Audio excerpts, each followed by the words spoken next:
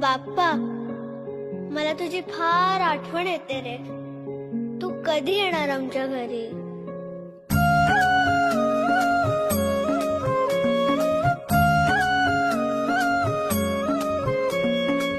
देवा तुझ्याच साठी उघडून दार, वाट पाहून झाली फार.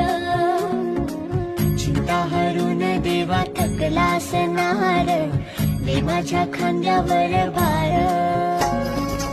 थोडा इथं टेकून जा, घास खाऊन माझ्या